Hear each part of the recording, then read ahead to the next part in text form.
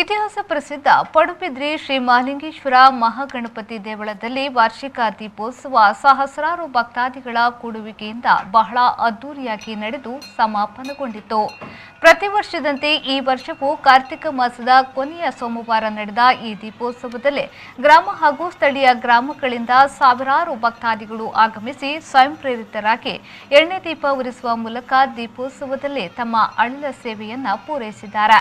ಈ ಸಂದರ್ಭದಲ್ಲಿ ದೇವಳವನ್ನ ವಿದ್ಯುತ್ ದೀಪಗಳಿಂದ ಅಲಂಕರಿಸಲಾಗಿದ್ದು, ವಿವಿಧ ಬಗೆಯ ಸುಡುಮದ್ದುಗಳು ಆಗಮಿಸಿದ ಭಕ್ತಾದಿಗಳ ಮನ ತಣಿಸಿದೆ. ಈ ಬಗ್ಗೆ ಮಾತನಾಡಿದ ದೇವಳದ ಕಾರ್ಯನಿರ್ವಹಣಾಧಿಕಾರಿ ಪ್ರಶಾಂತ್ ಶೆಟ್ಟಿಯವರು, ಕಾರ್ತಿಕ ಮಾಸದ ಕೊನೆಯ ಸೋಮವಾರ ನಡೆಯುವ ಈ ಧಾರ್ಮಿಕ ದೀಪೋತ್ಸವ ಭಕ್ತಾದಿಗಳ ಸೇರುವಿಕೆಯಿಂದ ಬಹಳ ಅದ್ದೂರಿಯಾಗಿ ನಡೆದಿದೆ.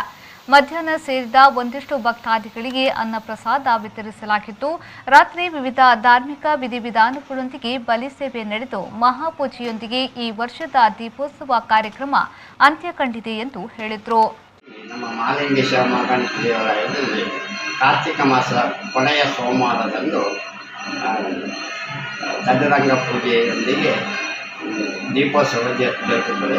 ಅದೇ ಪ್ರಕಾರ ಈ ವರ್ಷವೂ ಕೊನೆಯ ಸೋಮವಾರದಂದು ಈ ದಿನ ದೀಪೋತ್ಸವ ಜರುಗಿದ್ದು ಈಗಾಗಲೇ ಸಾವಿರಾರು ಜನ ಭಕ್ತಾದಿಗಳು.